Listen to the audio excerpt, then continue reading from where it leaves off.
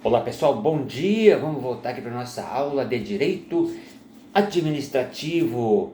Eu gostaria de agradecer a todos que assistiram meus últimos vídeos, beleza? Você está estudando bastante para o concurso, está estudando, se preparando, está atento aí ao concurso unificado do TSE, né? O concurso está chegando aí. Beleza, galera? Na última aula, nós estudamos, eu até separei os tópicos que nós estudamos, né?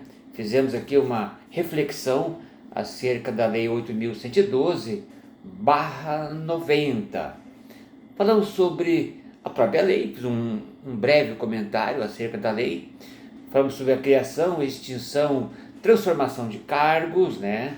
Emprego e função pública, a competência para quem na verdade pode criar cargo público e quem pode extinguir cargo público, em quais circunstâncias há necessidade de lei e qual não há necessidade, né? Falamos um pouquinho sobre o que é um servidor público, fizemos um comentário sobre isso, o que é um servidor público, essa figura tão importante da sociedade brasileira, né? E muitos querem ser servidor público. Tá difícil, a concorrência hoje é brutal, né? Falamos um pouquinho das modalidades de provimentos. Eu fiz um comentário aqui que a lei prevê são 7 tipos de provimentos, né? A nomeação, promoção, readaptação, reversão, aproveitamento, reintegração e recondução. Vou fazer um comentário agora na próxima aula sobre cada tópico. O que é uma reversão, por exemplo, né? Fizemos um quiz, né? Fizemos uma questãozinha aqui. Nós respondemos uma questão correlata ao tema, né? Eu quero aqui reprisar com você, se você quer passar no concurso público, tem que estudar a gramática Pascoal Cigala, Domingos Pascoal Cigala. Olha que interessante, a língua portuguesa em concurso define tudo, né? Não só a gramática de Pascoal, tem outras gramáticas importantes. Eu quero dizer o seguinte, que a língua portuguesa ela é importantíssima para você lograr êxito na aprovação de um concurso público, mesmo técnico, nem se fala para analista, né? As regras gramaticais, elas têm que você tem que estar afiados com as regras, né? Pegue questões, responda questões, pegue na internet sobre crase, sobre a vírgula, né? Quando coloca vírgula, sobre alguns conceitos importantes da língua portuguesa, saber que é um pronome, né? Que é um substantivo. Isso é básico, isso não tem, é elementar no concurso público, até porque alguns concursos você tem que fazer uma redação, e a redação você tem que fazer tudo isso. Para técnico não há necessidade de redação, mas para analista há necessidade de uma questão, né, que tem, na verdade, contorno de redação, tá? E é isso, vamos lá.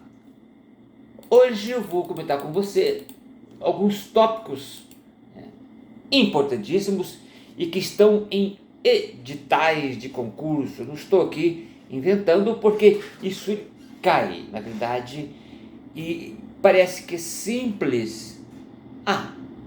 Nomeação é quando o servidor se torna servidor público. Tá bom. O que é uma nomeação? Começar agora. O que é uma nomeação? Essa tão famosa nomeação para o cargo público, para a função pública, né? Tem as nomeações para os cargos originários e para a função comissionada. Então, a nomeação em caráter efetivo, né, é uma forma de provimento originário. O que é provimento originário?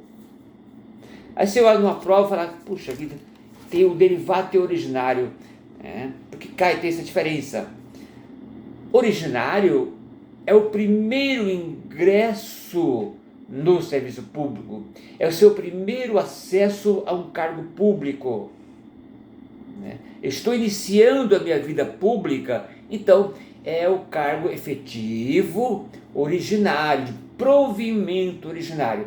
Então a nomeação está olha lá no artigo 10 da Lei 8.112. Eu vou até ler para você aqui, mas você tem que ter essa noção. O que é? Porque pode confundir originário com derivado. Vamos ver essa diferença. Tá? A nomeação em caráter efetivo é uma única forma de provimento originário. Não depende de prévia relação jurídica com o Estado. Você nunca teve uma relação com o Estado. É seu primeiro contato funcional com a administração pública, né? Dependendo sempre de prévia habilitação em concurso público, né? Obedecido à ordem de classificação cronológica, bem como o prazo estipulado no edital. Leia o artigo 10, decore isso, isso é importante para você. É principal, você tem que saber, se você é funcionário público, se você pretende ser funcionário público, tem que saber isso, né? Aqui não é brincadeira, você tem que decorar esses termos, esses tópicos aqui, simplesmente decorar, né? Aí eu trouxe aqui, né, no artigo 9 da Lei 8.112, ele traz uma diferença para você decorar. Decore isso. O que é um caráter efetivo? Aqui, ó. Nesse sentido, peço que você leia o artigo 9 da Lei 8.112, tá? A nomeação poderá ser em caráter efetivo quando se trata de cargo isolado de provimento efetivo da carreira, em comissão, inclusive na condição de interino para aqueles cargos de confiança. Tem o caráter efetivo e o comissionado. O comissionado, ele é um cargo transitório. Você pode ser dispensado a qualquer momento, enquanto que o efetivo não. Então é isso. O que é a promoção? Agora, o que é uma promoção no serviço público? O que acontece? Nós somos promovidos no serviço público, né? É uma forma de provimento derivado. Olha aqui, essa palavra derivado significa que você já vem da administração pública, de um outro órgão, ou promovido dentro do próprio órgão, de um cargo para outro, né? Então, você vem derivado, vem de outro cargo, porque só pode favorecer os servidores públicos que já ocupam cargos públicos, né? Em caráter efetivo. Dê uma lida, meu caro, lá no artigo 10. Vê lá o artigo 10 da Lei 8.112. Está lá. Então, você precisa ler esses artigos. Não tem como, cara. Não tem como. Agora temos uma outra questão interessante, que é a readaptação. A famosa readaptação. Isso acontece muito dentro do serviço público, né? Quando o servidor público ele se torna incapaz, se torna impossibilitado para exercer alguma atividade no cargo ao qual ele foi nomeado, ele, passando por uma perícia médica, ele pode ser readaptado, né, para uma outra função. Tá? Eu vou ler rapidamente, que está lá no artigo 24. Se você achou isso aqui, artigo 24. O que é uma readaptação? Esses são termos muito específicos, tá? Trata-se de uma espécie de provimento derivado. Por que derivado? Porque você já está no serviço público, né? Não se adapta, não se readapta a alguém que ainda não ingressou no serviço público. Tá? Trata-se de uma espécie de provimento derivado, consistente na investidura do servidor em cargo de atribuições e responsabilidade compatíveis com a limitação né, que tenha sofrido em sua capacidade física ou mental após ser submetido a uma junta médica. Por exemplo, a doutrina traz um caso de um motorista. Ele vem a ter um problema de vista, vem a ter uma deficiência visual de vista, ele é readaptado para um garagista. É uma atividade correlata. Eu sou motorista, fico impossibilitado de exercer minha atividade de motorista porque tive um problema de visão, eu sou readaptado, colocado como um garagista, dentro em área correlata. Tá? Isso é a doutrina que trouxe esse exemplo. Agora eu peço que você dê uma lida lá no artigo 24 da Lei 8.112. Isso está lá. Porque na verdade o concurso ele cobra de forma literal aquilo que está no artigo. Daí a importância de você ler todos esses artigos que estou citando para você. Tá? E concurso, pessoal, é detalhe. Às vezes uma questão você não se lembra que é uma readaptação, o que é isso? Será que é uma que forma que é isso? Então vale a pena você ler e reler, né? Na verdade, esses artigos mais importantes da Lei 8.112. O enquadramento só deve ser realizado em cargos e atribuições afins, né? Respeitada também a habilitação exigida, né? Se a readaptação antes da gravidade de sua limitação for julgada incapaz para o serviço público, ele será aposentado, né? Ser readaptado, na verdade, mesmo que for readaptado, e nessa readaptação ele não conseguir exercer a atividade, qual é, na verdade, a medida da administração pública? A medida vem a aposentadoria. Na verdade, a readaptação é uma chance que se dá ao servidor público continuar no serviço público, né? Agora, se ele, mesmo readaptado, ele não consegue se adequar às atividades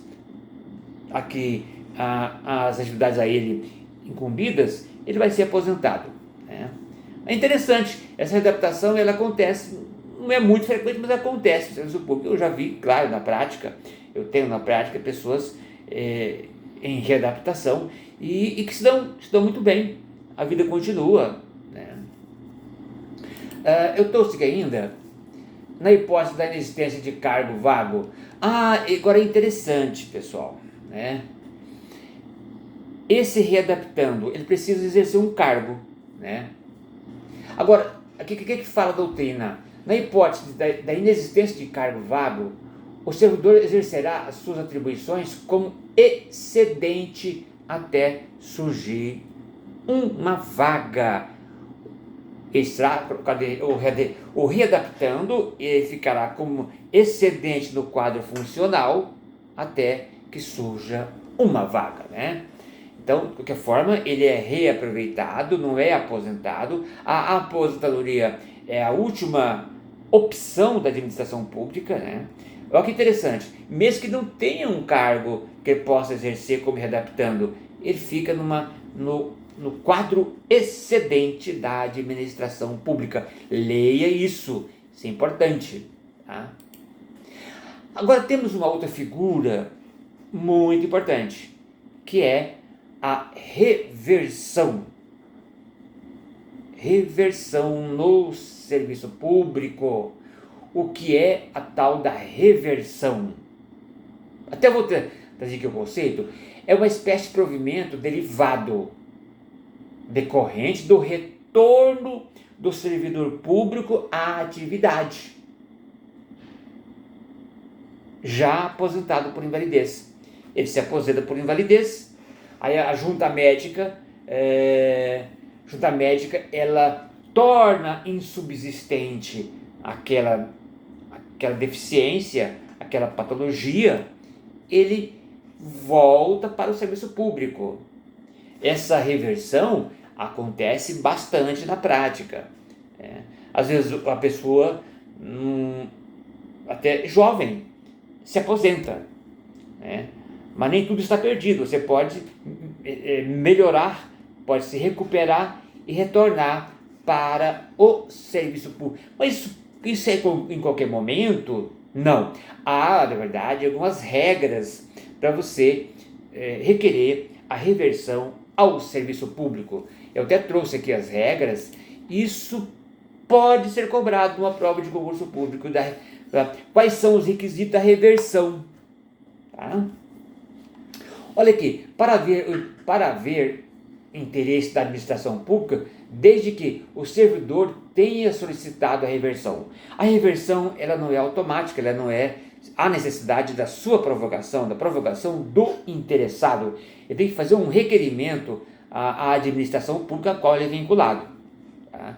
A administração, ela não readmite o servidor automaticamente. Há necessidade da provocação. E também o servidor tem que solicitar, né, a reversão. A letra B, a aposentadoria tenha sido voluntária, né? Tem que ser estável, né, quando da atividade, e também a aposentadoria que tenha ocorrido nos últimos 5 anos. Que importante. Essa questão do prazo, você tem 5 anos para solicitar a reversão. Ah, mas 10 anos? Não. 6 anos? Não. 5 anos. Tá? E que haja cargo vago. Se não houver cargo vago, não tem como você retornar para o serviço público. Dê uma lida nos artigos 25 a 27 da Lei 8.112. Essa questão da reversão, ela é muito interessante, é muito importante que você tenha conhecimento sobre isso. Tá bom? Reversão.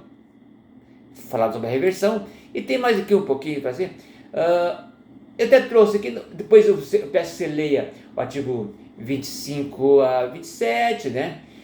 Houve uma mudança aqui. Artigo 27, não poderá reverter o aposentado que já teve completado 75 anos de idade.